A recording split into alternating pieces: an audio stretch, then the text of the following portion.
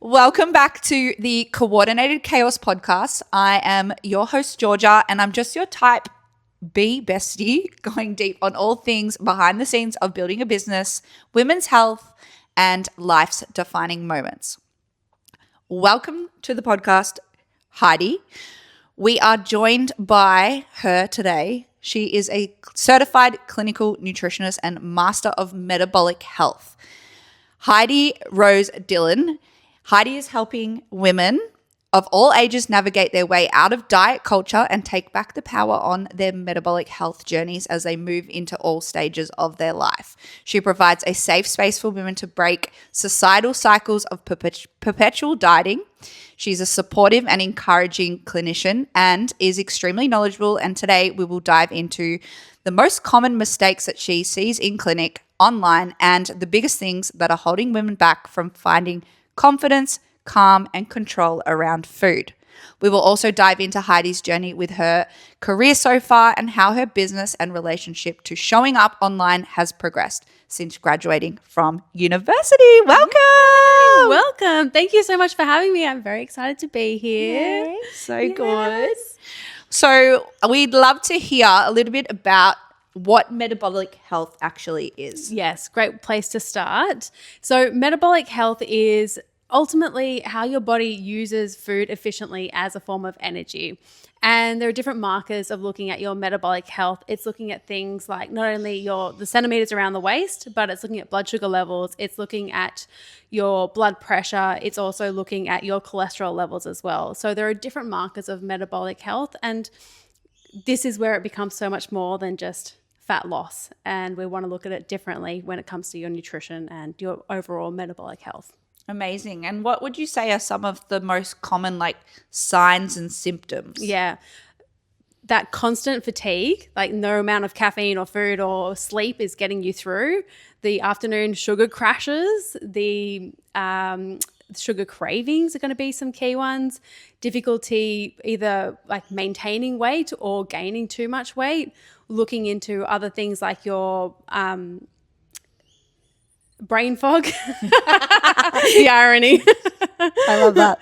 Brain fog. There are some key markers, but then we can also look at it from a diagnostic perspective, looking at your blood test results and cholesterol, HbA1c, your blood glucose levels, insulin levels as well. Blood pressure is a key one too. So and even some people don't realize that hunger, that really extreme hunger that people can experience, a bit of that metabolic dysfunction can be happening because we've gone too far without eating. Blood sugar levels might have dipped, and then it's I need something to eat now. That's so interesting and cool, to think about. I remember when hunger became a thing. Yeah, not that long ago. No, and then we're like, oh yeah, hungry, ha ha ha. Yeah. But really, it could be a sign of something. Yeah.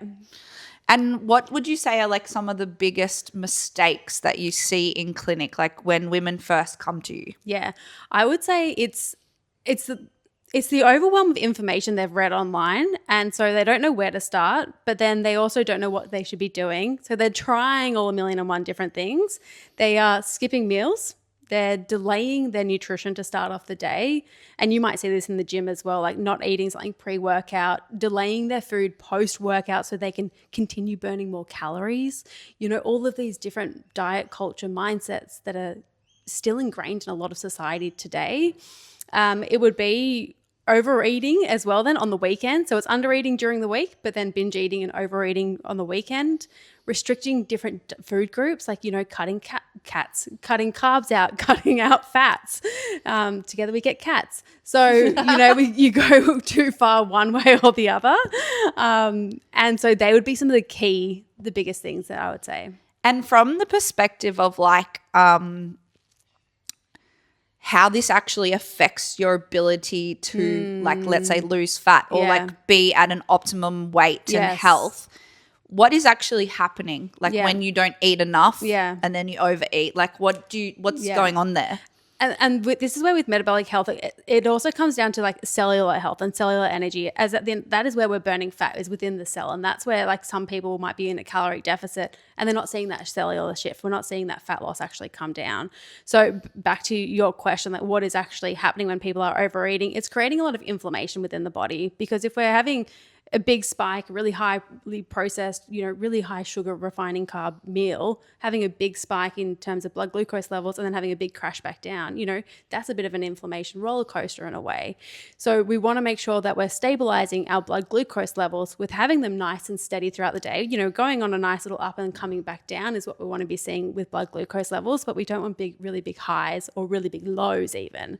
And so a lot of women, I'm finding, they can be quite really low in blood glucose levels, which then could be influencing their sleep. So waking up between that 2 to 3 a.m. mark because their blood glucose levels have dropped, then they're waking because cortisol has been, stimulated.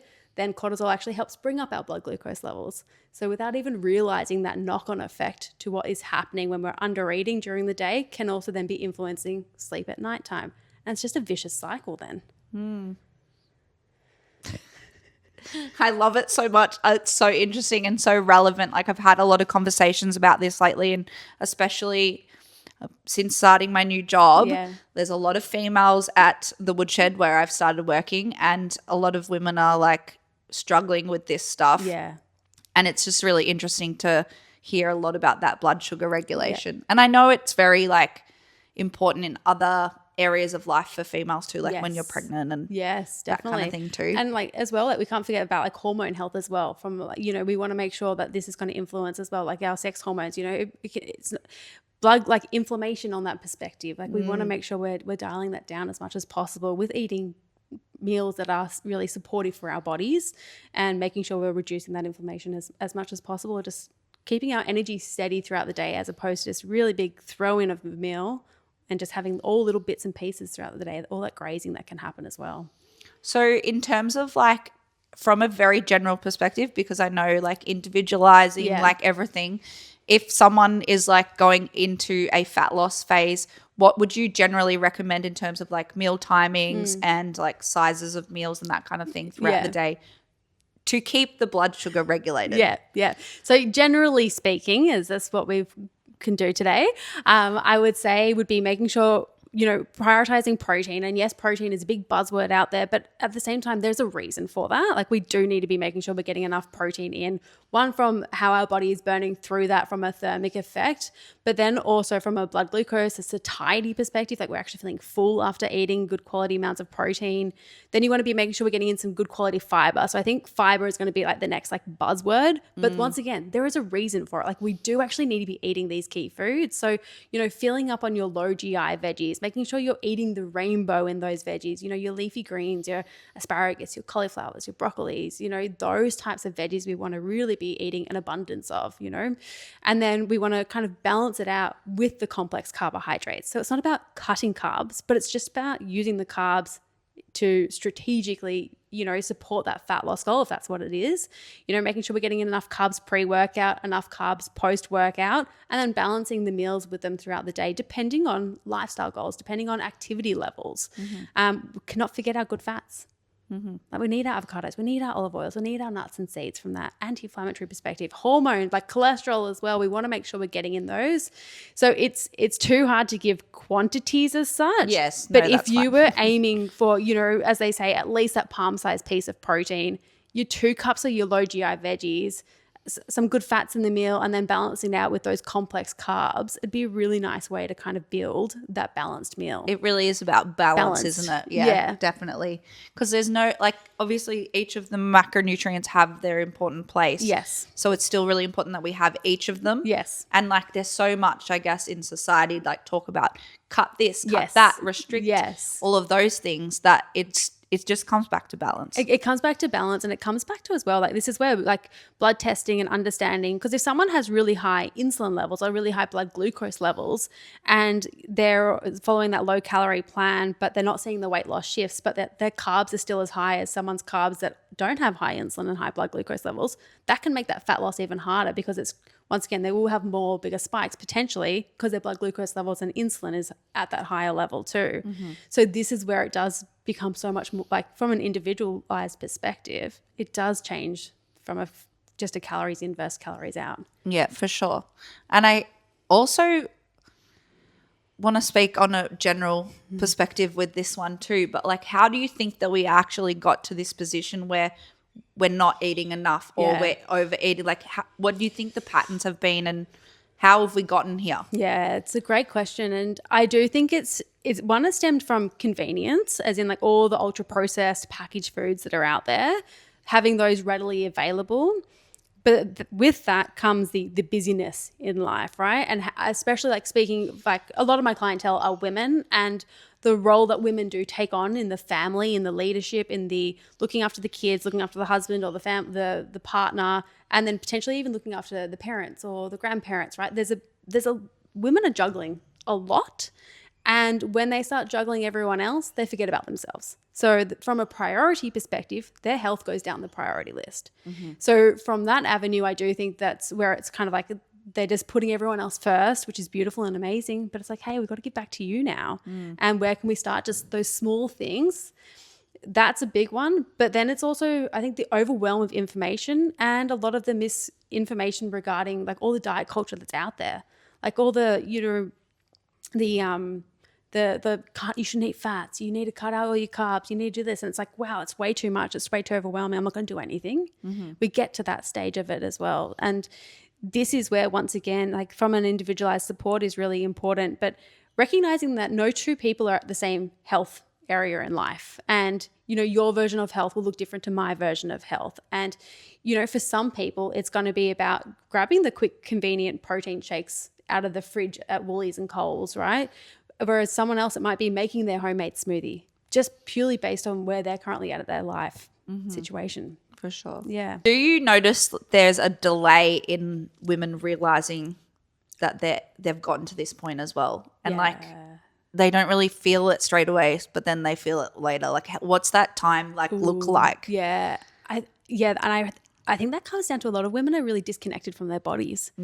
So they haven't actually had even thought process to stop and go, hang on, how am I actually feeling today? And from that, so to answer your question, a lot of women stop once the kids have grown up, once the kids are at school, once the kids have moved out. Like there are different life stages where it's like, once the kids get to here, I will do this. Once the kids get to this, like that from the clientele that I see, that's what I hear a lot of. Mm-hmm. And then they're going, okay, well now it's my time. Now I want to prioritize myself. Or they're going to the GP and then it's going, okay, well, something needs to change or this will happen. The other aspect of it is the client will come to me being like, my parents have just been diagnosed with, type 2 diabetes or really high cholesterol or cardiovascular risk. And they're going, well, I don't want my journey to look like that. So what can I do now? Mm-hmm. So there are those different types of like moments in time that women or people will have. But yeah, a big one is actually just pausing for a moment and that busyness once again, because we're just rushing to the next thing, constantly chasing that next thing and not actually just pausing to go, hang on, how am I actually feeling within myself today? Yeah.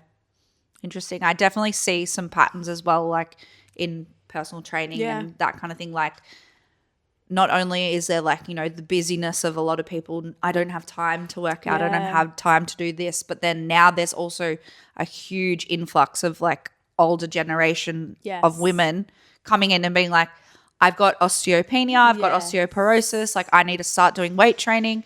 And it's just crazy because it's like, well, you're actually already too late. Yeah. Sorry. Yeah. But it's also great that you're here, so we're going to do something about it. But it's just the same pattern, I guess. Like we've always been like, do you think it's like we take it for granted? Yeah, I do think we take it for granted until there is like something seriously wrong or like we've got that diagnosis. And I think that's another thing. Like I mentioned those symptoms before, like the brain fog, the fatigue, the sugar cravings, right? People just say like that's them. But it's like, oh, yeah. But like that's there. But hey, maybe there's something deeper going on. Yeah. But this is where it is recognizing, hang on a second. Yeah, I do. I talk about it a lot. Like I always say, like I think a lot of people lack awareness. Yes. So they're not really taking that much notice of what's happening in their body or like, their body is always telling us something, isn't it? It is. It really is. Yeah. Yeah. And what are some ways that women can start making some changes to improve their habits and their lifestyle? Yeah, beautiful. I would say I would get one really clear on what their goals are, like short term, like just like have a little think about it. But then with that, understanding why. Like why do they want to make why do they want to make that change? Because if there isn't a big enough why behind it, they're not going to continue doing it. So get really clear on that and then start actioning it and start taking action. So start small. So I always think like meal prep, like if you are a busy woman or you're a busy person, a little bit of meal prep is going to take you a long way, and that's going to reduce the decision-making fatigue. And it's, once again, it's not about meal prepping every single ingredient and every single meal. It's just like some key staples. Prep your protein, prep some veggies in the fridge.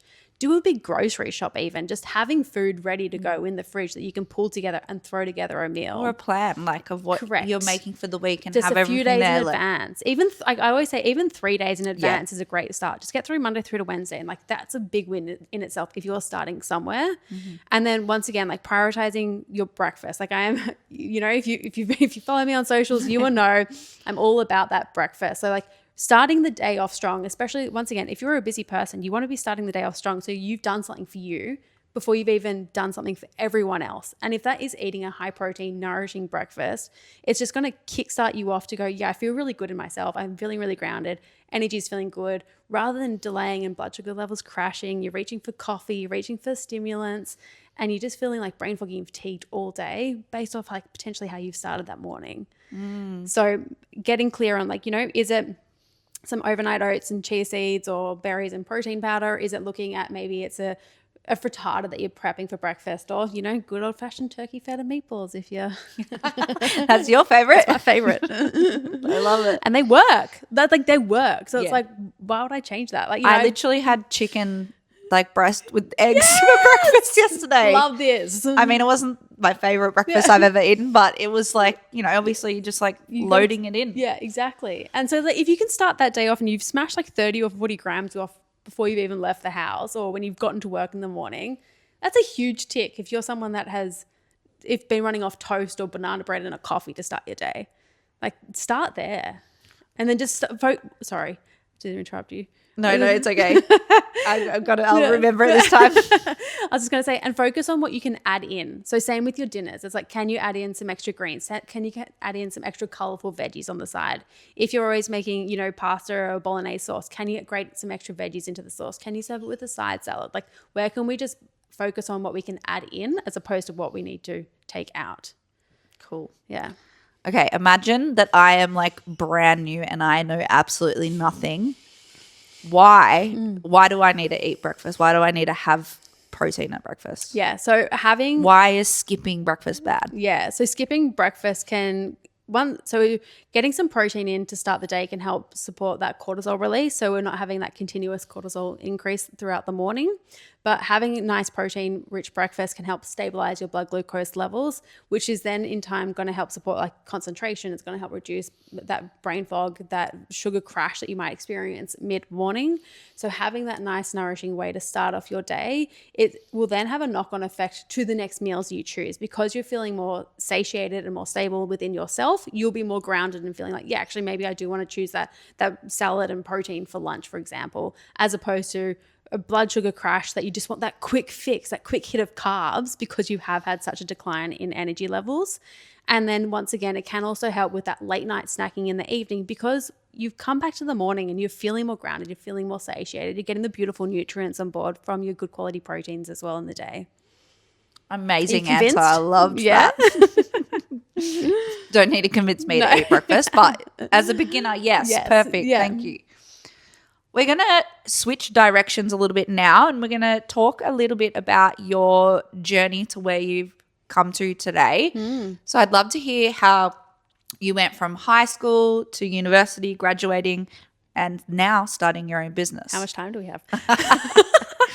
So when You're on the clock. Yeah, seriously. So when I first graduated, I actually didn't really know what I wanted to do. Well, thought I wanted to do something in food and nutrition, but I wasn't sure. I never did like the sciencey subjects at school. And so what I ended up doing was studying a Bachelor of Tourism and Hospitality, because I thought like the hospitality covered the food thing aspect of it. Anyway, did like a TAFE course for a year or 2 years, then went to uni to tie it into a degree. From there, ended up not like working full time in hospitality, managing a pub, doing all this kind of stuff, events. And then I got approached by someone to work for them as a building certifier. Cool. Yeah. I love this. So now we're segueing because I was sick of working like weekends and doing the hospitality hours. So I worked for a building certifier, doing like compliant development certificates and all this other stuff for a few years. And then that became a small business. That was a small business I was working for, and it was a little bit toxic by the end of it. I wasn't very happy with where I was in life personally either. Do you know, relationships, all this kind of stuff, being in my late 20s by this stage. And so I decided when I was 27 to quit my full-time job to go back into studying nutrition. So I went to Endeavour College in Sydney, studied a Bachelor of Health Science, Nutrition, Dietetics. And during that, I was then working back in part-time and casually in hospitality, and then started managing the pub again, a pub. And so was working casually, studying nutrition. And then when we just graduated, COVID had just hit. So during that time, I had the hospitality venue got shut down, and I was like, shit, I need to find another job. And I ended up finding another job as a receptionist at a naturopath clinic. So it was like perfect. So I wanted something that was going to align with where I was eventually going to go. And so with that, I graduated and then started becoming then lead nutritionist within that naturopath clinic and seeing clients through there. And that's really where I learned like so much of my knowledge and information. That's awesome. Like the schedule was jam-packed with clients, like back-to-back clients. I was there for like starting on reception to when I first left. I think I was there for about 3 or 4 years. And then Pat and I moved from Sydney to Melbourne. And when I moved to Melbourne, I was only doing 2 days online with them. And that's when I was like, okay, well, I want to start building my business. During like when we were in Sydney, I had started doing that, but I was posting on socials, but like, you know, not like it was back then. 1 foot in. Yeah, exactly. Or 1 toe in. I was like, I don't want to do reels. Like, what are reels? Like, you know, that's where I was at in life. And so, but then, yeah, that was in 2022. And then, yeah, I started renting a space at Contagious Enthusiasm in Hampton 1 day a week and just started getting in some clients through that. And then all of a sudden, like, it's just started to pick up really nicely. And then I let go of the other business that I was working for. Just felt like I was a bit stuck there, and I wanted to really go all in on Heidi Rose. So yeah, shut that door and opened up Heidi Rose full time. And amazing. It's been a freaking roller coaster ever since. What have your biggest challenges been? Oh man, that first year in business was freaking hard. Like showing up online and just getting like nothing. And it's just like, you know, really testing you in so many ways. And then you get the one person that would come through every few months. And I was like, oh my gosh, like this is amazing. Like it's working. And the biggest challenges I would say is like, yeah, like building a business is so much self-development work and like opening yourself up, exposing yourself, building that nervous system tolerance as well. And just really trusting the process in it. Like very grateful for like Pat, like my husband, to be able to support us throughout this all because, you know, we were living off his salary for like, we pretty much still are living off his salary. Like, let's be real. But like, yeah, we're thanks, Pat. Yeah, thanks, Pat. Yeah, we love Pat. But we're getting there. We can see the, you know, it is well and truly happening. We are on our way to continuing to evolve. But yeah, just reminding ourselves of the bigger picture. And I think that's where like building a business and supporting a weight loss journey, it kind of is similar in a way. I know you're just like, what the hell is she going with this? Yeah. I agree with you. Like it's really interesting how you've just got to keep showing up even when sometimes you don't feel like you're seeing the results, or sometimes, you know, you got to remember like there is a bigger picture. You've just got to keep showing up if you know you've got something to offer. And I do know that my business, when I'm established, when I'm out there, when people know me, this is like your break. Yeah, exactly. Watch out, guys. But like, yeah, I can already feel it. Like it is growing, but it's growing with me. Like where I was 2 years ago, the shy, insecure person who didn't have a voice. Like when I moved to Melbourne, I did a speaking course because I felt like I couldn't. Toastmasters or something like that. No, I'm not sure what Toastmasters is. It's a speaking. Anyway. No, it's with Annalise McCarthy, her speaking coach. Yeah, so did one of her courses to help me feel confident within myself because I hated the sound of my own voice when I was recording reels. Like I couldn't stand it. I was so insecure. Like I just wanted to stay small. Whereas now it's like I freaking love the sound of my own voice, and I'll watch my videos over and over again. And it's like I'm actually cheering her on versus like the inner critic that was just so harsh on her before. You just got to trust the timing and the flow of it all. Like I wasn't ready for this 2 years ago, but like I'm ready for it now. Nice. Yeah. I love that so much. That's awesome. And when you say like your first year in business, do you mean like your first full year in Heidi Rose? Yeah, first full year in Heidi Rose. You had a bit of crossover kind of, but not. Yeah. Do you really feel like it was just like, nah, I'm done with that and I'm doing this? Well, there was a bit of an intermediary, which I kind of don't count, but like I should count it in. So but with me leaving this secure job of there was definitely a crossover because I'd already started foot in the door with opening, like renting a clinic space, paying rent there and seeing clients face to face. So I already had some clients that I was regularly seeing. And then at the end of November 2024, there was another offer to work for a different clinic where you paid them a marketing fee and they would get you clients in. And like 2 months had gone past and like I'd hardly seen any clients. And in my mind, I'm a projector and I'm a leader. And so I was like, if I'm paying these people and I'm not getting clients in, what's the point in paying you? Yeah. I'll just pay someone else or I'll do the work myself. Yeah. And I'll find my own clients. Yeah. So I went out on my own. I was like, no, let's just stop doing that and I'll take control here and start actioning it all. And that's when, it was fully all in March 2025. And 2024. When you're looking for new clients, what do you do? Like, what does that look like? As in, what does my ideal client look like? How do you know lead gen? Lead gen? Social, like Instagram is a huge one. Like I do get a lot of my clients through Instagram. Yep. And I find that they will be like, oh, this post really resonated with me, or I want to dig deeper into this. And, my doctors told me I've got high cholesterol, but I'm eating really healthy and, wanting to see if there's anything going on with my gut. Blood tests. And so, Instagram's a big one. Word of mouth, like, having someone else see me and then getting that referral. Google. I've had a few from Google come by. I think that's the benefits of having an in-person clinic. Yep. Being like nutritionist near me. And then referrals as well, referrals from the clinic that I work at, from the myotherapist or things like that. Yeah. Nice. Yeah. Awesome. All right. We're going to move on. We have a new segment. Ooh. Surprise, surprise. You're the first person that gets to do this segment. What's she going to make me do? Not that bad. I'm going to hide them from you. I can't even read from there. You've got glasses. No, I don't have glasses. I do have glasses, but not for anyway. You're being polite and not reading my screen. That's what's happening. So we're going to play a game of red flag, green flag. I feel like we need I know. Next time, can you get props? Yeah. I'll be better prepared next time. So, red flag, green flag, high protein marketing on supermarket items. Red flag. I can't stand high protein chips. No, I'm sorry, but if something is, I actually think it's a red flag. And what this is kind of a caveat question, but what actually is considered high protein? Because that's what I have an issue with.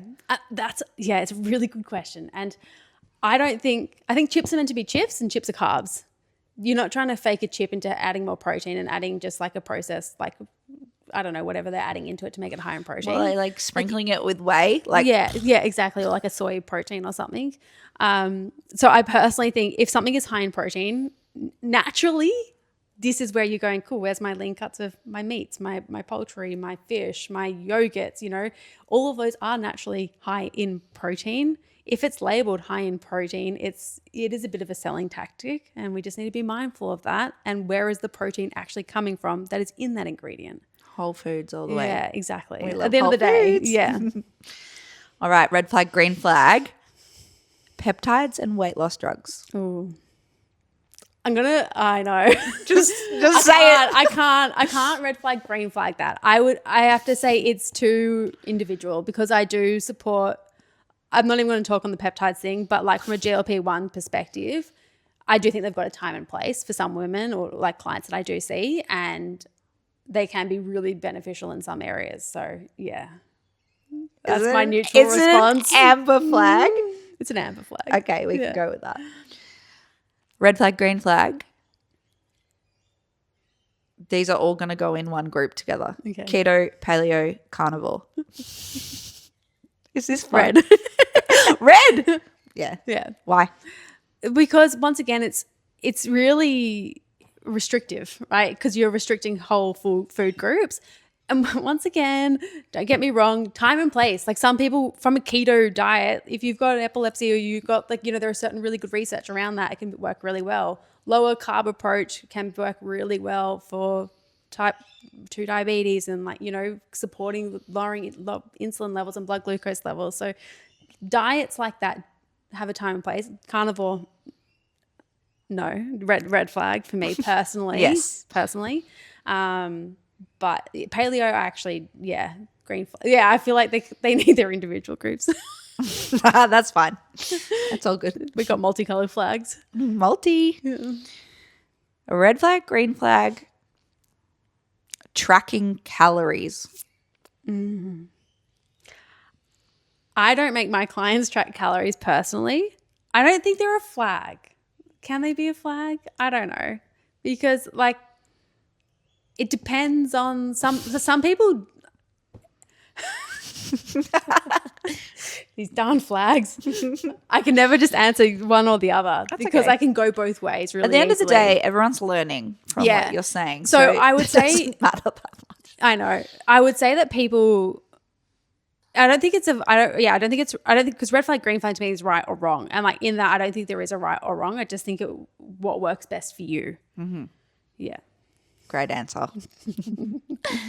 And the last one, red flag, green flag, taking into account multiple lifestyle factors in a nutrition context.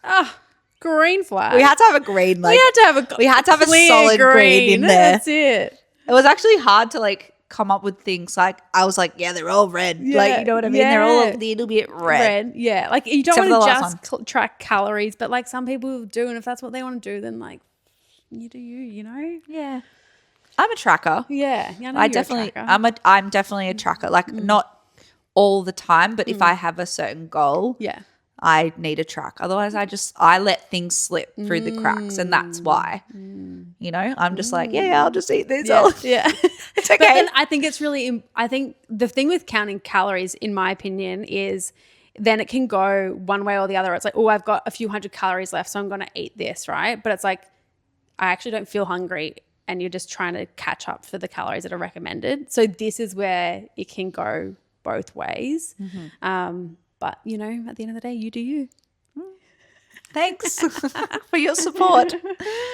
All right. And the final piece today, can you leave us with a thought-provoking prompt so that they can think about it a little bit longer and have some reflection on it in regards to your expertise, not just random shit? Well, actually, no.